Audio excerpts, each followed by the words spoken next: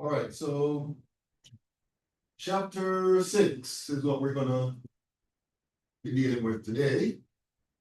Chapter 6 deals with the topic of thermochemistry, which is basically understanding energy changes in a chemical reaction.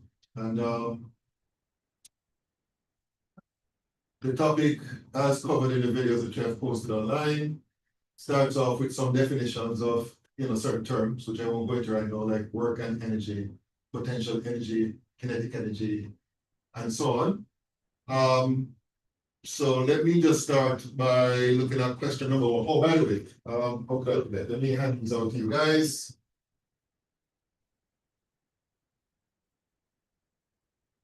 Okay, that's for you. That's for you. That's for you. And for you guys out there in Zoom,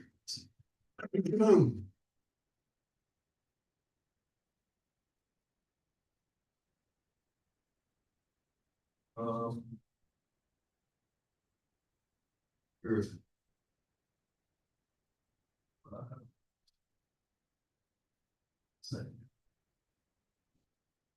okay, so assignment number 6. Oh, and by the way, I didn't realize or didn't remember until this morning that there is another handout addendum to assignment number 6. I'm going to publish that as well. I forgot to print that. So let me publish that as well. I'm not sure if we're going to get to those questions today, but make sure when you get home or wherever you download and print assignment number 6 and complete it as well. Okay, I see 2 messages here. And you unlock the assignment. Yes, I just did. Somebody was asking me to unlock the assignment on Canvas. And thank you. There you go. Okay. Okay, so let's look at question number 1.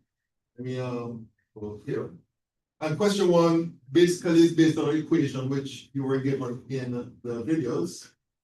This should look familiar to you if you're watching the videos. Delta U is equal to Q plus W, right? Delta U is the change in internal energy. Internal energy. Q is the heat change. And W is the work on the system. All right? So that's the relationship between the internal energy, the heat change, and W. Now, it's very important, very, very, very important that you understand and interpret the signs of the different values, especially when it comes to Q and W, right? So you could be given a question in words, like in the case of question number 1, and you have to basically determine, based on the information provided, whether or not, for example, Q is positive or negative, or W is positive or negative. So how do you determine that? Well, if the question says something like work is done on the system, right?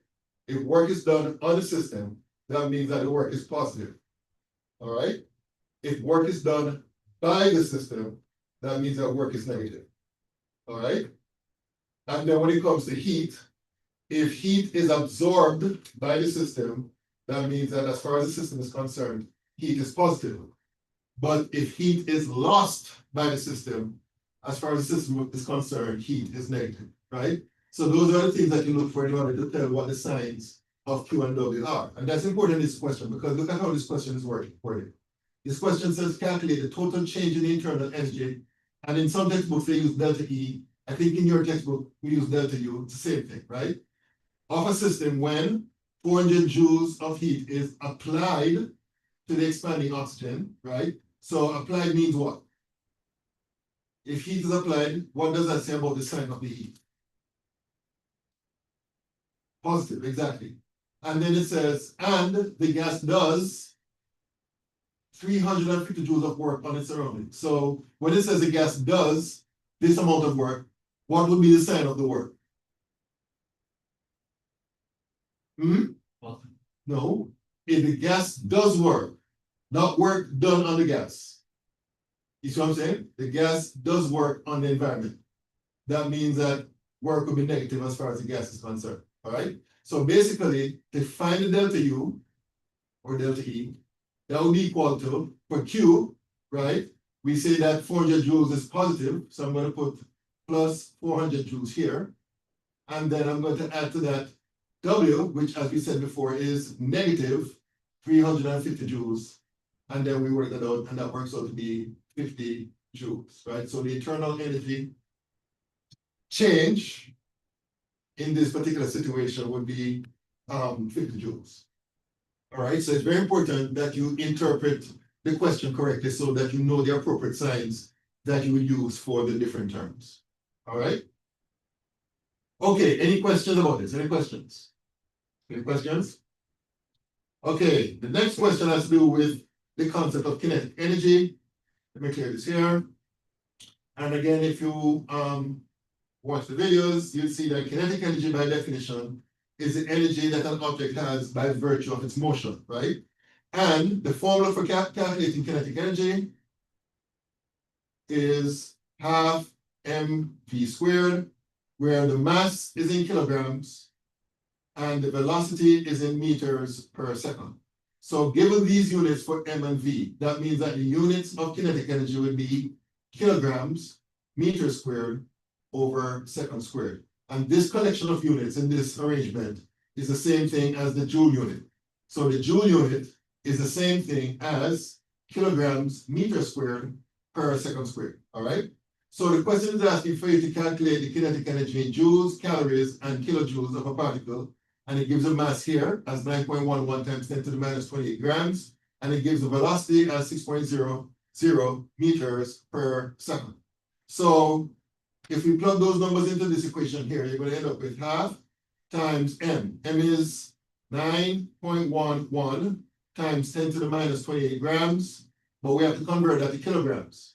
So to convert that to kilograms, you're going to put 1 kilogram down here, 1,000 grams below, and then we multiply by the velocity squared. And this is the velocity, which is 6.00 times 10 to the 5 meters per second, and then we square it.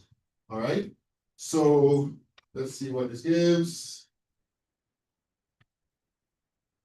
So that's half times 9.11 times 10 to the minus 28 divided by 1,000 times 6 times 10 to the 5 squared. So according to my calculation, and please correct me if I'm wrong, but I got 1.64 times 10 to the minus 19. And the units here will be joules. All right. So we have answered that part of the question, right? That's the energy, the kinetic energy in joules. To convert to calories, there's a relationship between the joule unit and the calorie unit, and that is that 1 calorie is equal to 4.18 joules. This information is provided in the tables, right? So you'll have that to use or look up when you're doing problems like this of this type. So to convert from joules to calories, I'm going to put 4.18 joules down here and 1 calorie above. And that, let me see here. So divided by 4.18. So according to my calculations, this works out to be equal to 3.92 times 10 to the minus 20.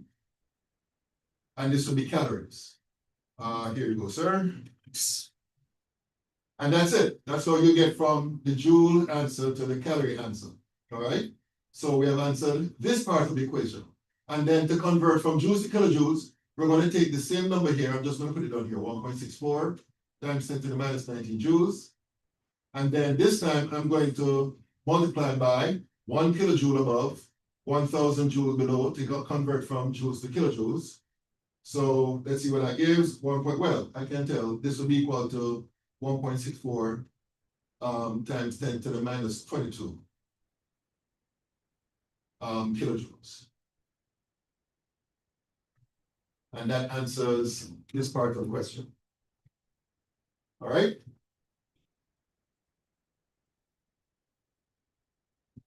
Okay, any questions about this one? Any questions about number 2? Any questions about number two? Okay, it's okay for me to clear this?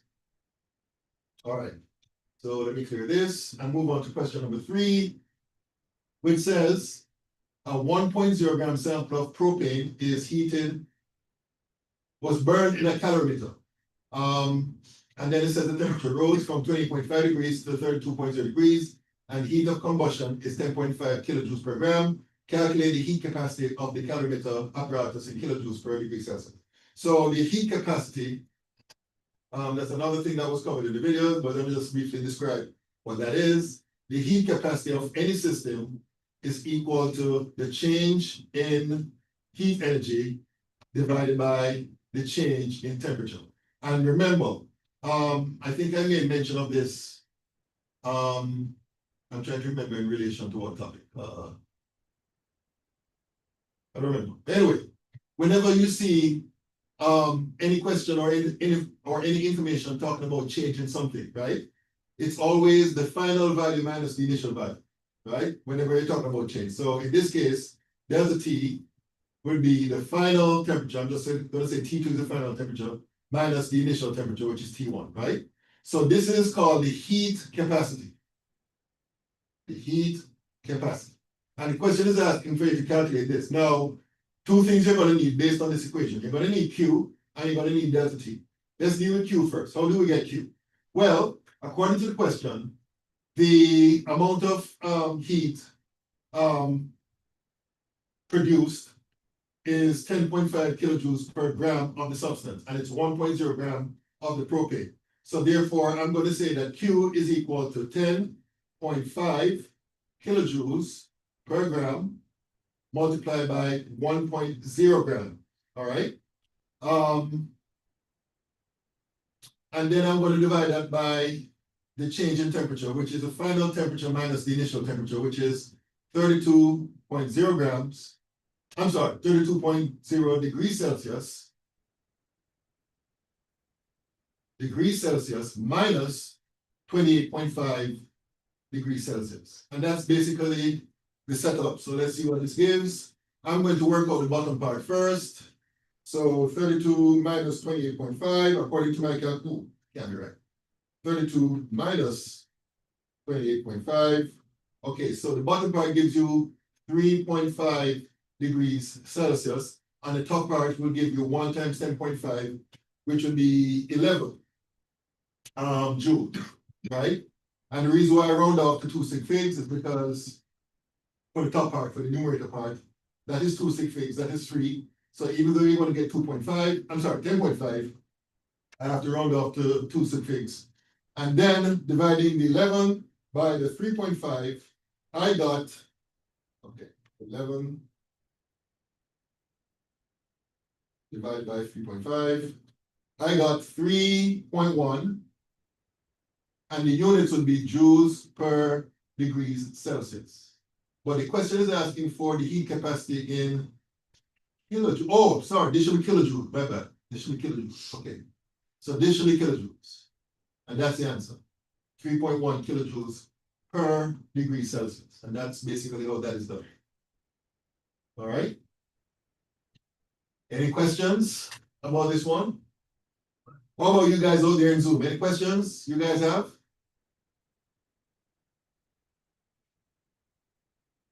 Okay, I'll take your silence to mean that you understand completely what I was talking about. All right. So let me clear this, and then let us move on to number 4. And in the case of number 4, okay, so number 4 has to do with a particular quantity known as specific heat. And this is something that you should have met in your introductory chemistry or high school chemistry. I certainly covered this in introductory chemistry. So if you have me in introductory chemistry, this should sound familiar. The specific heat, I'm just going to say what it is. It's the amount of heat needed to raise the temperature of 1 gram of the substance by 1 degree Celsius. Right? That's the definition of specific heat. And there's a relationship, therefore, between specific heat, the heat change of the substance, the mass of the substance, and the temperature change, right? And that is given by this equation. Q is equal, I'm sorry, not Q. let's see, Q is equal to M times C times delta T, all right? So Q is a heat change.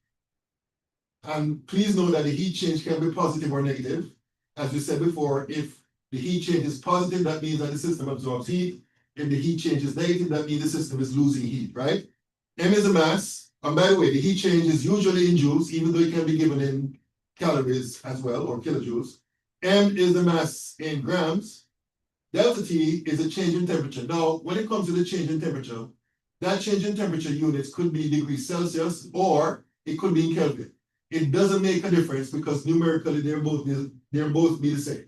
All right. So for example, let's say the temperature changes from, I'm just going to use some numbers here. Let's say the temperature changes from 30 degrees Celsius to 10 degrees Celsius, or from 10 degrees Celsius to 30 degrees Celsius. That means that delta T would be 30 minus 10, which would be equal to 20 degrees Celsius, right? Now, if you were to convert each of these to Kelvin, this would be equal to 303 Kelvin. This would be equal to 283 Kelvin. Delta T would be the difference between these two. And guess what? The difference would be 20 Kelvin, right? So it doesn't matter if the temperatures are expressed in Kelvin or degrees Celsius, the temperature difference will be the same, right?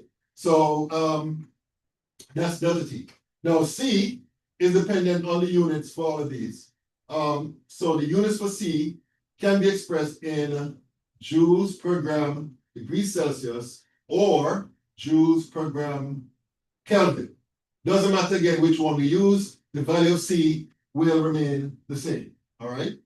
Okay, so that's the equation that you're going to use in this question. Now let me see what the question said. Okay, another thing that this question is going to require is the understanding of the first law of thermodynamics, which says basically that heat is not, well, there are several ways of expressing it.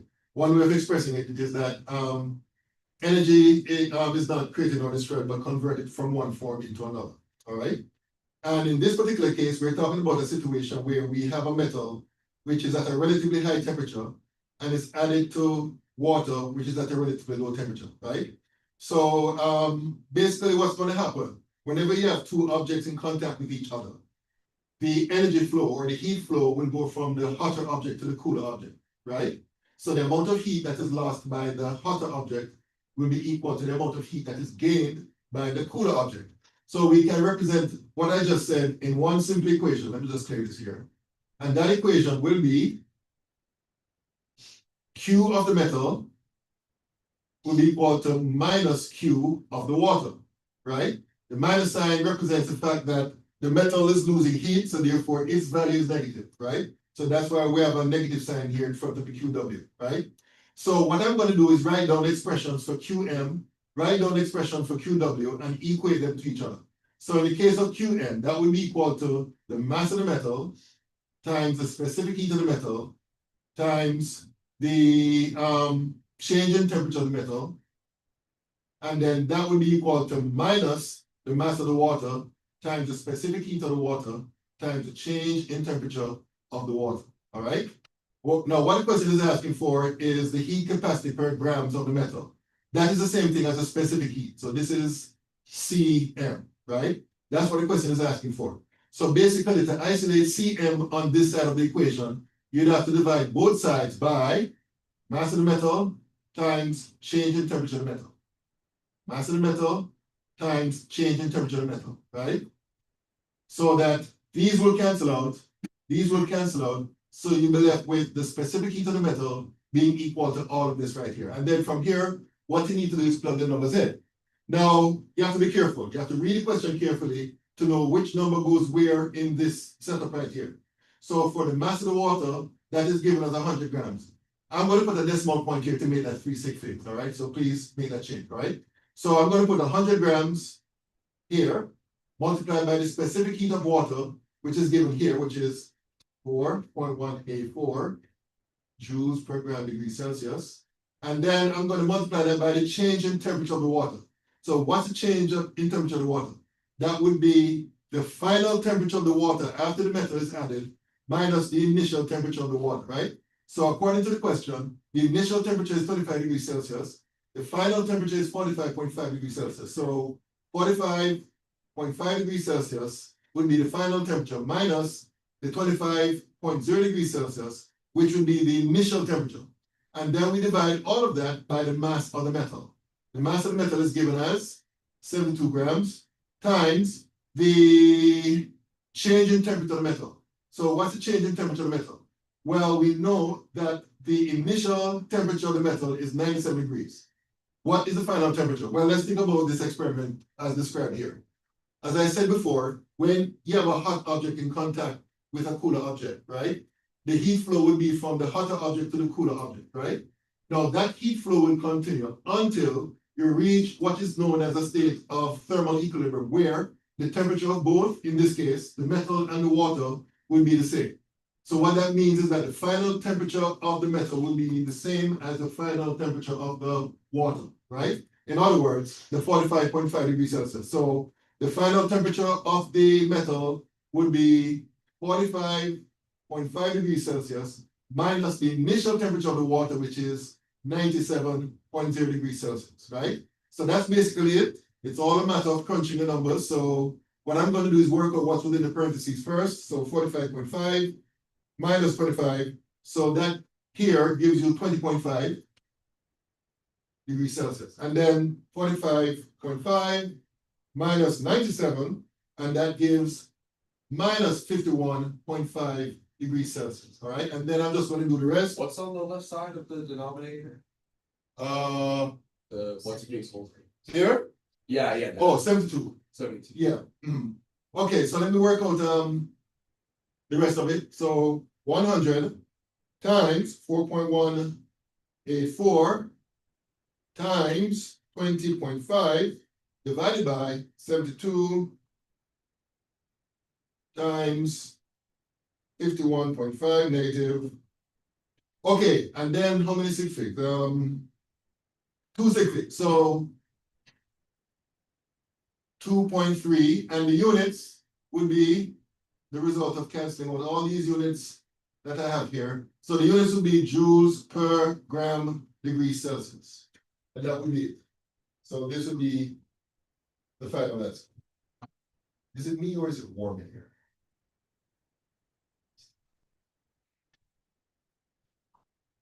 Ah.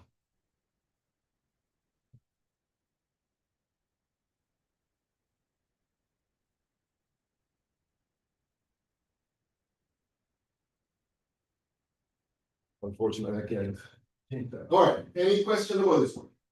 Any questions? Any questions? Okay. Let me clear this. And scroll down. Okay, now this one is kind of similar. The only difference is that you're mixing water at 75 degrees with water at 10 degrees Celsius. So it's similar to what we did in the previous problem, but basically you're mixing the same substances. So the question is asking, what is the resulting temperature when 35 grams of water at 75 degrees Celsius is mixed with 15.0 grams of water at 10 degrees Celsius? And it gives you the heat capacity, the specific heat of water. Oh, here you go, sir. All right. So the way I would set this up is kind of similar to what I said before. And that is Q, what should it? The heat change for the hot water will be equal to minus the heat change for the cool water, right? That's how I set it up, right? Because you're mixing the hot with the cool water, right? So I'm going to write down separate equations for each of these terms. In the case of the hot water, the mass of the hot water times the specific heat of the hot water is multiplied by the change in temperature of the hot water is equal to minus the mass of the cool water times the specific heat of the cool water times the change in temperature of the cool water. Now here's the thing.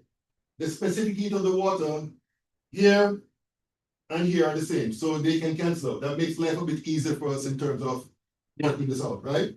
So let's put some numbers in. the mass of the hot water is 35.0 grams times, okay, so what's the change in temperature of hot water? Well, we don't know what the final temperature is, right? So I'm just going to put T2 here. But we know what the initial temperature of the hot water is, and that's 75 degrees Celsius, right? And then over here, minus the mass of the cool water, which is 15.0 grams, times the change in temperature of the cool water. Again, we don't know what the final temperature is. I'm going to put T2 here, but we know the initial temperature of the cool water is 10 degrees Celsius, all right? And basically what we need to do is solve for T2, all right? So there are a couple of ways we can approach this. What I'm going to do is multiply, no, I'm sorry. I'm going to divide both sides by 35. Let's do that. So if I divide both sides by 35.0 grams, then these will cancel out. You're going to end up with T2 minus 75 degrees Celsius, and that will be equal to, okay, so 15 divided by 35 gives you 0.43. So I'm going to put 0.43 here times T2 minus 10 degrees Celsius. And then what I'm going to do is, I forgot the math term, where I multiply, is it distribution?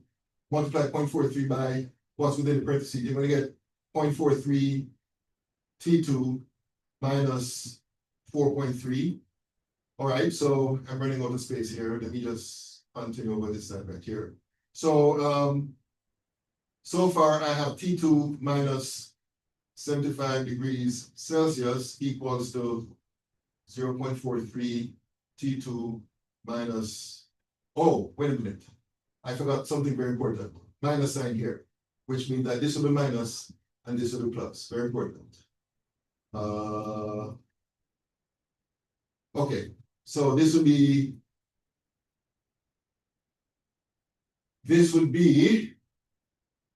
minus 0.43 T2 plus 4.3. All right.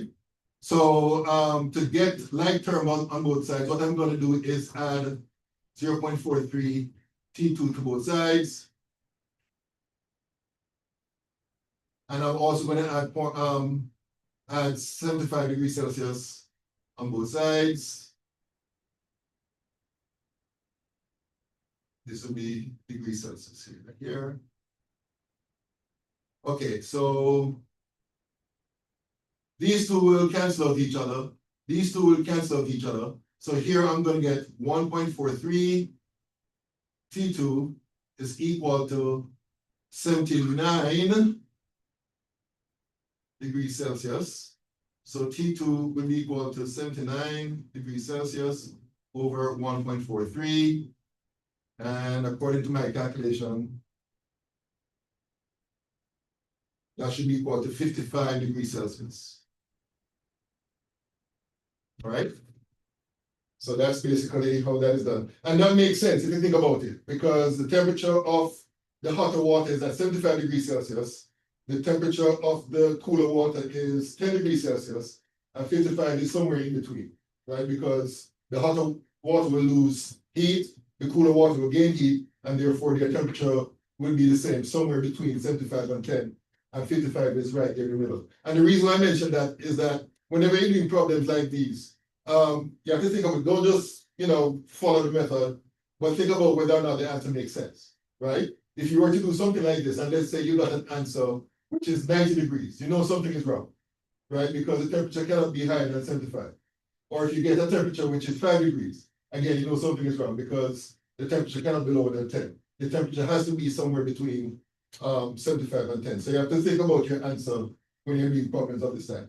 All right, any question about this? Any question about this one? Any questions?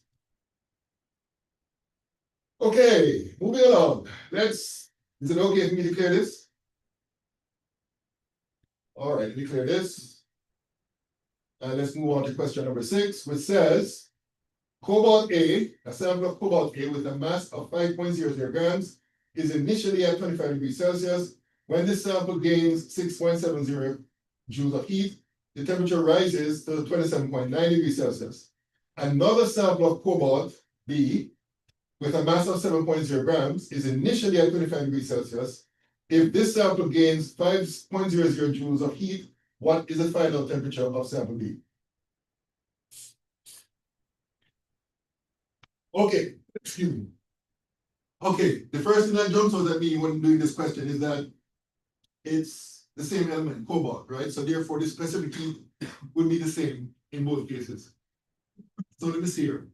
In the case of cobalt A, they gave you the mass. They gave you the initial temperature, so that's T1. They gave you the heat, and they gave you the final temperature, which is T2, right? Now remember, the equation is Q is equal to M times C times delta T, right? So basically, you can find out what the specific heat of cobalt is based on the first line of information, right? So C would be equal to Q over M times delta T. So what is Q? Q is 6.70 joules according to the question, divided by the mass, which is 5.00 grams, times the change in temperature. What's the change in temperature? 27.9, remember it's always final minus the initial, so it's 27.9 degrees Celsius minus 25.0 degrees Celsius, all right? So let's see what that gives. So I'm going to work out the bottom part first, 27.9 minus 25. Okay, so what's within the parentheses here is 2.9 degrees Celsius, all right? So let's work out everything else. So 6.7 divided by 5 times 0.9. And when you round off the two sig figs, because of the 2.9 here, I got 0.46 joules per gram degree Celsius. All right. So that's C. All right. Now the second part is talking about the other sample. Now in this case, they gave you the mass, they gave you the initial temperature, so that's T1, and they gave you Q, and the question is asking for T2, right? So you're using the same equation, but you're trying to find T2. So what I would do, let me continue down here. I would try to find what delta T is based on that equation, which is Q over M times C. So according to the second part of the question, Q is 5.00 joules, divided by M, which is 7.00 grams, times the specific heat, which we calculated here earlier, 0.46 joules per gram degree Celsius, all right? So let's see what that gives. So 5 divided by 7 times 0.46, and according to my calculation, this works out to be equal to 1.6, and the units here would be degrees Celsius because the joules will cancel out, the grams will cancel out, so you're gonna end up with 1 over degrees Celsius, so that's degrees Celsius, all right? Now remember, this is delta T. What the question is asking for is the final temperature. Remember, delta T would be the final temperature minus the initial temperature, right? So to find the final temperature,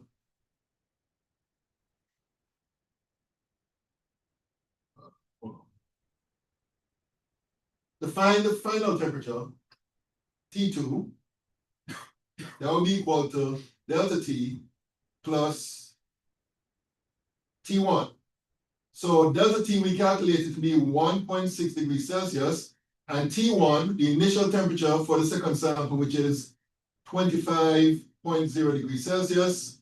So that would give you 26.6 degrees Celsius as the answer to this question, the final temperature of sample B. All right?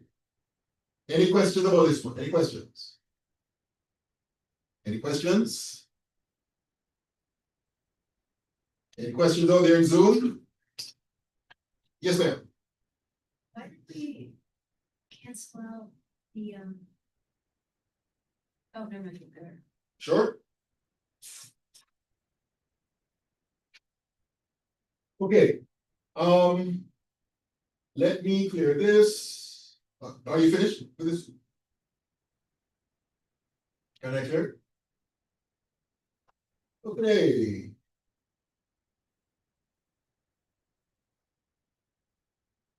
Okay, now this question had to do with a term enthalpy. I went into some discussion about that, which I won't go into right now in the videos. But basically, to cut a long story short, when we're talking about the enthalpy of reaction, we're talking about the heat change of the reaction, right? And enthalpy is dependent on several things. One of them would be the amount of substances involved, right? So if you have a reaction, oh, before I say that, if you by now, again, if you watch the videos, you should know that when it comes to heat changes, there are two types of reactions. You have exothermic reactions and you have endothermic reactions. Exothermic reactions are reactions that produces heat, right? Endothermic reactions are reactions that absorb heat, right? So just to give you an example, if you were to take some sodium hydroxide and you add it to water and you stir it, right? And you feel the outside of the beaker or test tube, right? That the solution is in.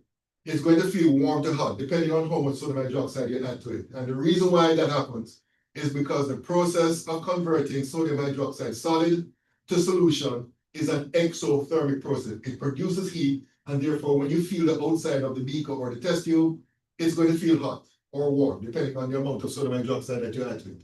On the other hand, if you were to use a different substance like potassium nitrate, right? Do the same thing. You add it to water and you feel the outside of it. It's going to feel cool or cold, again, depending on the amount of potassium nitrate that you add to it. And the reason why that happens is that the process of the dissolution of potassium nitrate is an endothermic process. In other words, it absorbs heat. So therefore, when you feel it, it's going to absorb heat from your hand, and therefore that's why it feels cold to the touch, all right? So it's very important that you understand the difference between the two. And the way we indicate whether or not a reaction is exothermic or endothermic is by writing the equation for the reaction, as you can see here, and then we put delta H. Delta H represents the change in enthalpy, and then you're going to see it equal to a value, and that value can be positive or negative. If the value is negative, that means that the reaction is exothermic. If the value is positive, that means that the reaction is endothermic. So this reaction here, the combustion of methane, is an exothermic reaction, which means that if you react 1 mole of methane with 2 moles of oxygen to produce 1 mole of carbon dioxide and 2 moles of water, then the amount of heat that would be lost would be 890.4 kilojoules. All right? So that's important for you to understand because of the questions that follows. The A part says, what's the enthalpy change when 2.00 moles of methane are burned, right? So the way you'd answer this question is you start off with the 2.0 moles of methane, and then you multiply this by a conversion factor, which allows you to convert from moles of methane to the amount of heat change, right? So that is given by this number right here. So you're going to put 8 minus 890.4 kilojoules over 1 mole of methane, right? We have 1 mole of methane here because the coefficient here is 1. And then that's it. You do the number crunching. That would be 2 times 890.4 negative. So according to my calculation, now this has to be rounded off to 4 sig figs. So according to my calculation, this would be 178, actually 3 sig fig, my bad. So 1780 kilojoules. 3 sig figs because of the 2.00 here, that's 3 sig figs. So we have to round up the answer to 3 sig figs. All right. And that's it. That's how you do that one. All right. Any questions? Yes, ma'am. And the negative, thank you. Yeah, you're absolutely right. It should be a negative sign here. Very important. Thank you. Okay, any other questions? Any other questions? All right. And let me clear this here. And in the case of B, it's kind of similar, but the difference is that they didn't give you the moles of methane, they gave you the grams of methane. So in this case, what you'd have to do is convert the 22.4 grams of methane to moles. So you're going to have 1 mole of methane above and the molar mass of methane. So that's 4 times 1.008 plus 12.01. So that's 16.04 grams of methane. And then we use the same number as before, above. What was the number again?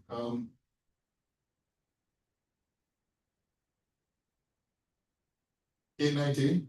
So we're gonna put minus 890.4 kilojoules over 1 mole of methane. And that's basically the setup. Let's go back down. So 22.4 divided by 16.04 times 890.4 negative. So according to my calculation, this would be rounded up to 3 sig figs, which would be minus 1240 kilojoules. And this is going to cancel with that will cancel with that, so that would be it. All right. Okay, any question about this one? Any questions? Questions?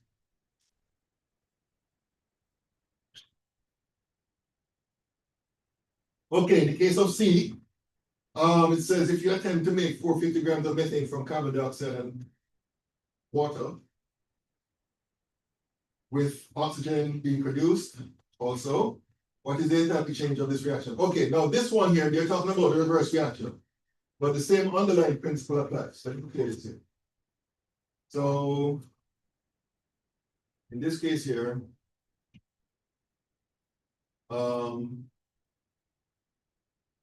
45.0 grams of methane. You're going to convert that to moles. So 1 mole of methane over 16.04 grams of methane. And then we use the same minus 890.4. Well, actually, it won't be minus anymore because you're doing the reverse direction. So let me clear this. Let me erase this here. And this is something I probably should have mentioned. So let me mention it now. If you have a reaction where delta H is negative in one direction, that means that going in the other direction is going to be positive. The same magnitude, but positive, right? So because the question is talking about the reverse reaction in this case, the 890.4 here will not have a negative sign in front of it. All right, because we're talking about the reverse reaction. Because the question says that you're making methane from CO2 and H2O, right? So you're starting with CO2 and H2O to make methane. That's a reverse reaction. So there will be no negative sign here, and therefore the answer is 45 divided by 16.04 times 890.4.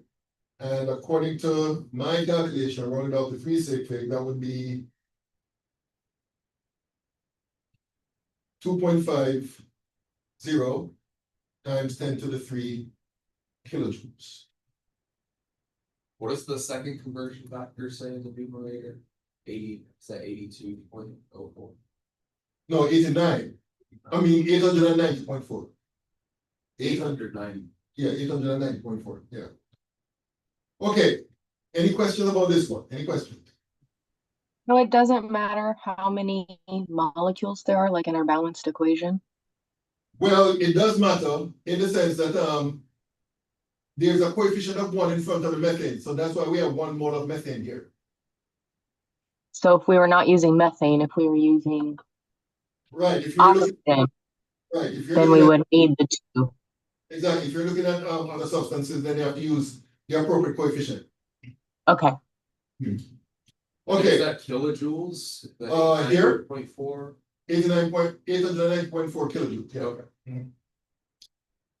Okay, any other questions? Any other questions? All right, so let me clear this and scroll down.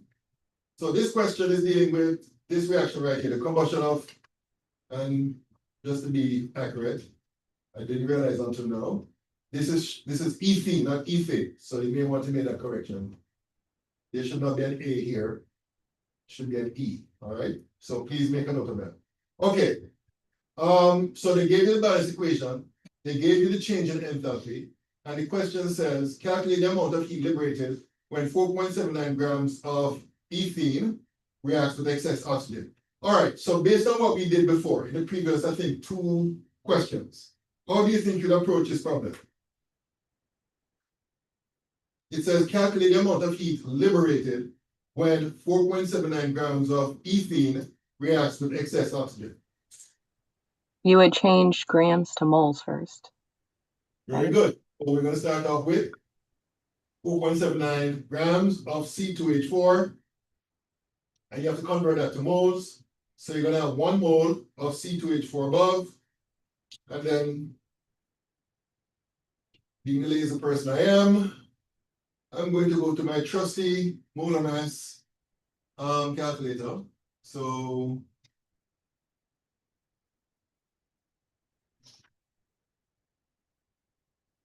C2H4, and according to this, the molar mass of ethene is 28.05. All right. Okay, so that's the first step. What's the next step?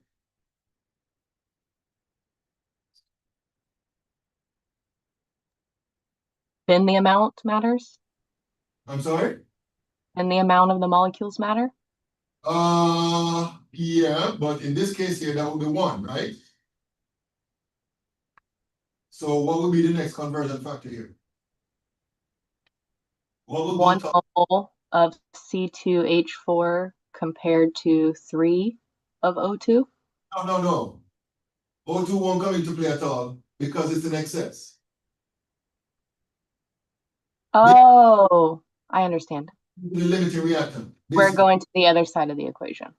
So We're not so converting to oxygen. here, what goes down here in the denominator? 1 mole. 1 mole of C2H4, right? Mm-hmm. And what goes up top here? Negative 1.39 times 10 to the 3rd joules. Times 10 to the 3 joules. And that's it. So 4.79 divided by 28.05 times minus 1.39 times 10 to the 3.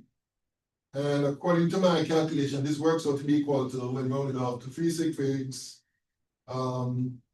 minus 237 joules, right?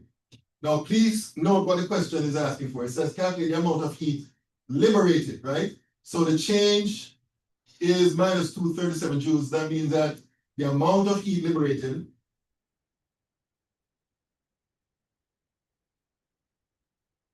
is equal to 237 joules, right? So that's what the question is asking for. All right. Any questions about this? Any questions? Any questions? Yes, ma'am. Is the negative of. Right. Basically, when you're saying that something liberates heat, that means that the heat change is negative. So if it liberates 237 joules of heat, that means that the heat change is minus 237 joules. See what I'm saying? So that's what it means. All right.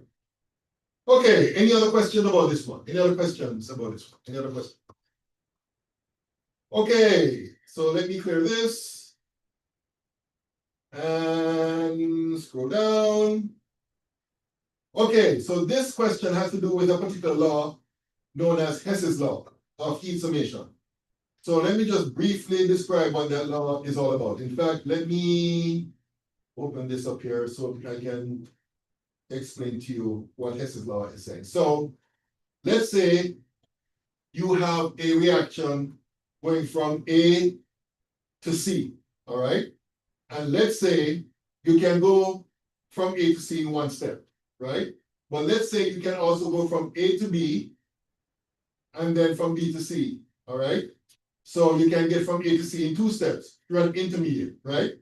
According to Hess's law, whatever the enthalpy change that occurs here, I'm going to call this delta H3, right? Whatever the enthalpy change going from A to C, right? That would be the same as the enthalpy change going from A to B to C. In other words, if this is delta H1 and this is delta H2, then according to Hess's law, delta H3 would be equal to delta H1 plus delta H2, right? So that's basically what Hess's law is saying. what Hess's law is saying is that it doesn't matter how many steps you get from the reactant to the product, the enthalpy change will be the same. All right, so that's basically what Hess's law is saying. Another way of showing this is that, let's say I were to write down A going to B, and I write down here delta H1. So that's the enthalpy change for going from A to B, and then going from B to C, the enthalpy change for that is delta H2, right? Then to find the net reaction, we add these two equations together.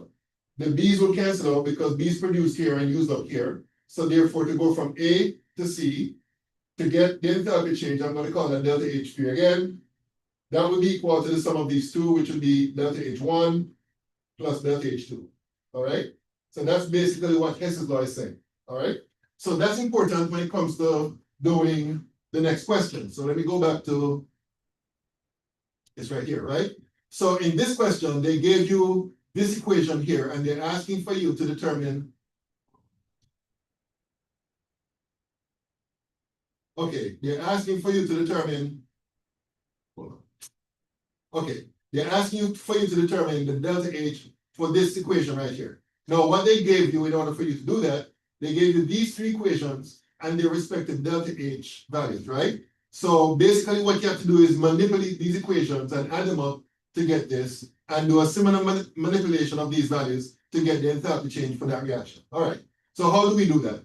Well, what we do is compare each of these equations to this equation. I'm going to start off by using this equation right here. If you compare this equation to this equation, you'll notice that what they have in common is NO on the product side, right? But you have a coefficient of 2 here, and you have a coefficient of 4 here, right? So what I would do is multiply this equation here by 2.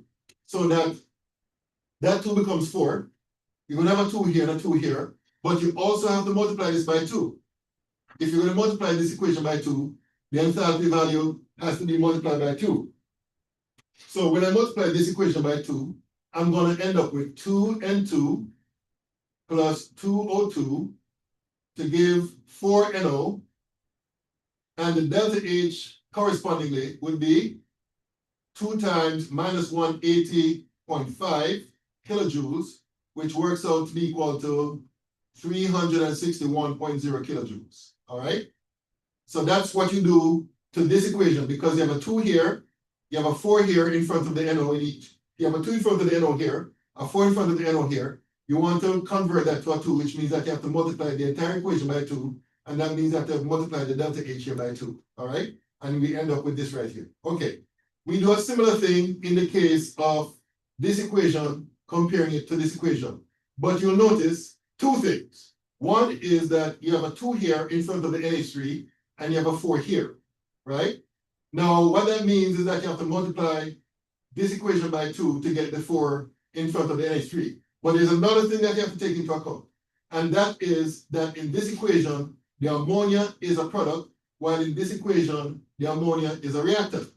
So we need to find some way of moving this ammonia on the reactant side, right? In other words, you have to flip the equation.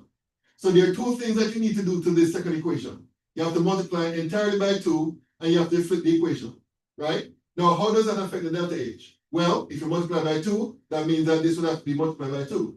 But when you flip the equation, the sign changes, right? So this will become positive. So you have to do 2 things to this number. You have to multiply by 2 and change the sign. So if you multiply, let me just draw an arrow here, and I'm going to write here, I'm going to write here flip and multiply by 2, because those are the 2 things you're going to do to that equation. So the ammonia will end up on the reactant side, and you're going to have 4NH3. And then on the product side, you're going to have 2N2 plus 6H2. And therefore, the delta H for that equation would be 2 times positive 91.8 kilojoules. So 91.8 times 2. Okay, so I need to run this off to 368, so that's 184. So this becomes 184 kilojoules. Okay, very good. So let me yes, the first change in heat, the 361, should it be negative? Yeah, thank you. Thank you for pointing that out. Yeah, that should be negative. Okay. All right, so let me hear what you have to think about, what you have to say about this equation here, right? What do you think you need to do to this equation here? When you compare it to what we have here, and let me give you a hint. The hint is right here, right? You have 2 water molecules here, you have 6 water molecules in this equation. So what would you do to this equation right here? Multiply it by 3. Multiply the equation by 3. So you're going to end up with 6H2O, I'm sorry, 6H2 plus 3O2 to give 6H2O, right? And then what happens to the delta H right here? Multiply it by 3. All right, so you multiply 3 by minus 483.6 kilojoules. So let's see what that gives. 483.6 times 3. So run it off the 4 6 phase, that's going to give you minus 1451 kilojoules. All right. Okay. The next step is that we add these 3 equations together, right? So Isn't the second one effective? Yes, no, when you flip it, the sign changes. Right. So it's positive. Okay, so the next step is that we add these equations together. Now, whenever you're adding equations together, you have to make sure that you cancel those items that are common to both sides. All right. So what does that mean in this case? That means that these 2 nitrogens will cancel out with these 2 nitrogens, right? These 6 hydrogens will cancel out with these 6 hydrogens, right? And there's nothing else left to cancel, so we just write down what is left, which is 4NH3 plus, now these 2 oxygens here are on the same side as these 3 oxygens, so that will be a total of 5O2, right? And then on the product side, we have 4NO plus 6H2O. And guess what? This equation is the same as the equation for which the question is asking for you to find the delta H value. Right? So what does that mean? To get a delta H value, we add the minus 361.0 to the 184 to the minus 1451, and that will give you the answer. So let's do that. So that's 361 minus plus 184 minus 1451. So according to my calculation, when you add up all these, delta H works out to equal to minus 1628 kilojoules. And that's basically how that is done. So this is the typical Hess's law question, and I can guarantee at least one of these questions will be on the next test. All right. So it will be worthwhile for you to make sure that you understand how this is done. All right, any questions about this? Any questions? Any questions? Any questions? All right. Is it okay for me to clear this? Okay, let's see here. Next question. Okay, similar question. Let's see if you can do this. So they gave you in this question, they gave you this equation, right? And they're asking for you to calculate delta H for this equation. And they gave you these 3 equations here and their respective delta H values. All right? Okay, so let me hear what you have to say. How would you go about solving this problem?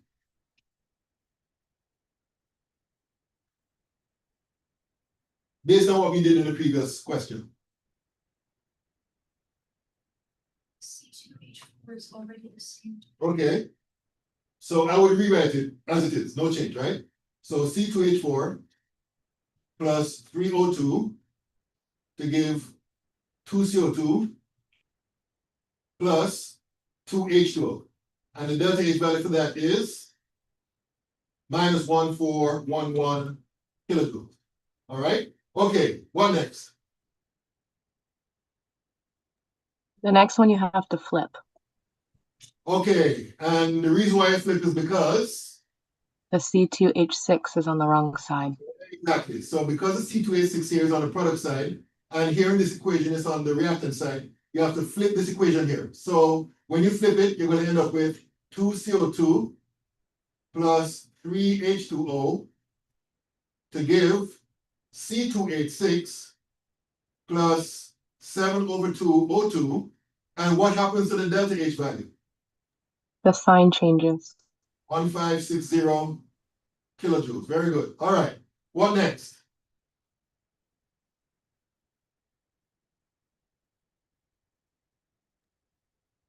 That one remains the same. I'm sorry? Does that one remains the same? Okay, so yes, I would agree with you there. So I'm just going to rewrite it. H2 plus half O2 to give H2O. All right? And the delta H doesn't change, so that is minus 285.8 kilojoules. Okay, very good. What next? You add your equations. Add them together. We'll just try to squeeze the answer downstairs. Okay, so remember what I said at this stage. Any items that are on both sides of the equation will cancel out. All right. So what will cancel out in this case? The two CO2s will cancel out. Very good. Anything else?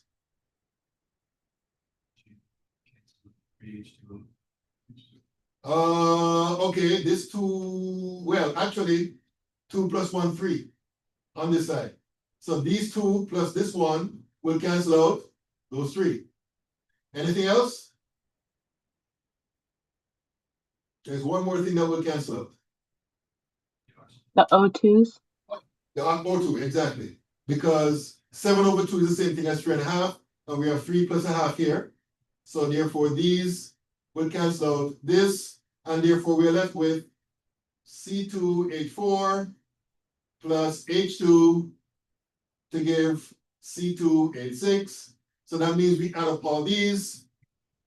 So 1411 minus plus 1560 minus 285.8. So according to my calculations, delta H, now this you have to round off to 0 decimal places, so this would be equal to minus 137 kilojoules. And that's how that is done. Does it matter that the change in heat says kilojoules per mole? Okay, let me just say something about that. That's a good question, right? If you look in different textbooks or different literature sources, when they express delta H, in some textbooks they include the mole, and in other textbooks they don't. I don't, because I understand that delta H, or the value of delta H, relates to the moles as expressed in the coefficients of the different substances in the balanced equation, right? So I tend not to use the mole here when I'm expressing the enthalpy change. So that's basically, the answer. In some textbooks you see it, in other textbooks you don't. All right. Okay, any other questions? Any other questions? Okay, let me clear this. What time is it, by the way? Okay, we have 10 minutes. Let me clear this. And let's see what's downstairs. Oh, another one. All right, let's see if you can do this one. Another Hess's law question. All right. So in this case, you're given this equation for which you need to find delta H4, and you're given these two equations here. All right. Okay, so let me hear your suggestions. I'm sorry? Okay, you have to flip the first one, but is that the only thing you're going to do? Multiply it by 2. Multiply by 2, you sure about that? Or No. divide it.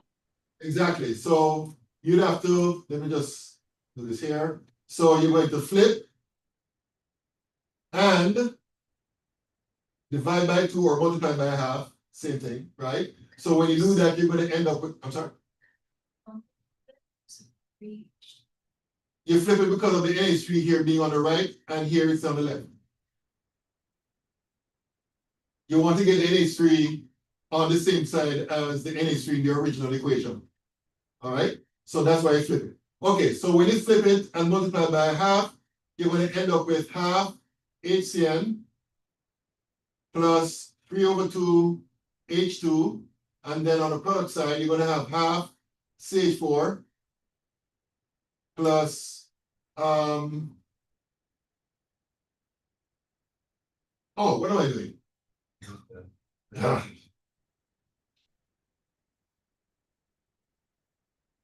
This is the equation that I should be looking at. I'm looking at the first one. All right. So it is NH3, right? To form half N2 plus 3/2 H2. All right. And what happens to the delta H? The signs change and you have to divide it by 2. Exactly. So it will be half of 91.8 kilojoules. So 91.8 divided by 2. So according to my calculation, 45.9 would be the result of that, kilojoules, all right? Okay, then we get to, okay, so what's the next step? Let me not say anything. Let me hear what you have to say about the next step. Hmm? Flip it. Yeah, okay. So for this one, you're gonna flip. So when you flip it, you're gonna end up with CH4 to form C plus H2. And what happens to the delta H? The sign changes. To get 74.9. Okay, very good. All right, what next? And the last one, you're gonna have to just divide it by 2. Okay, very good. So, or multiply by half, same thing. So when you do that, you're gonna end up with half H2 plus carbon plus half N2 to give HCl. And what does that mean for the delta H value for that equation? Divide it by 2. Okay, so that would be half of 270.3 kilojoules. So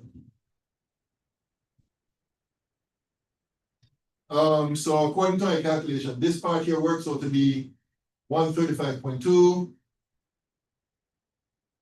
kilojoules. All right, very good. So the next step, of course, is to add these. And remember again, when you're adding these equations, you're going to cancel out those items that are common to both sides. So what does that mean in this particular case?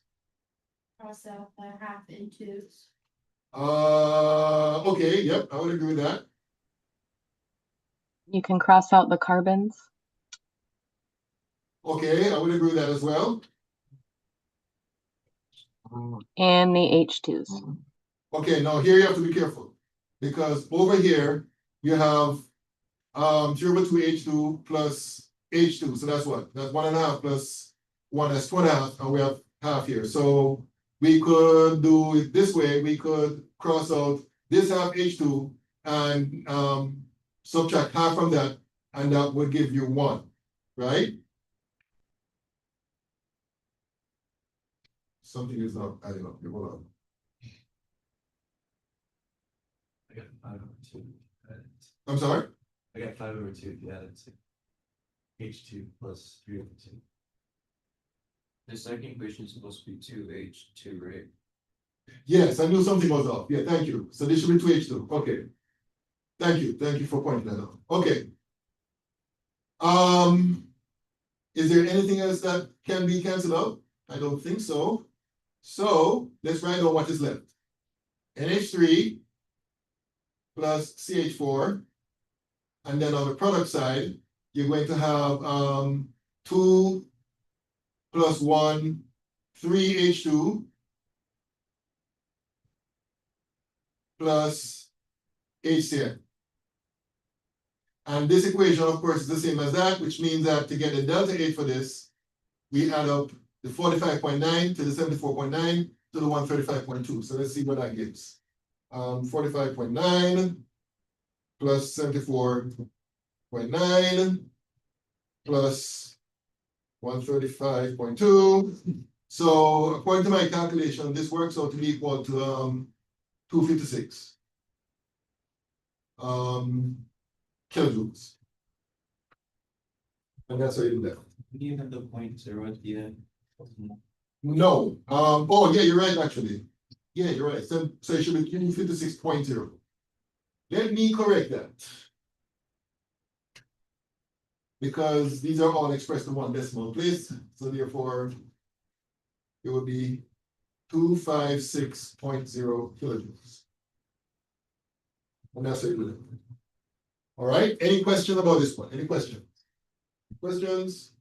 Okay, let me clear this here.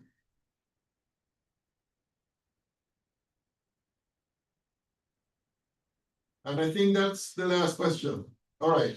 Now, remember I said that there's another link to some extra questions. Unfortunately, didn't get to them today. But you should be able to do these because basically this has to do with standard enthalpies of formation. All right. In fact,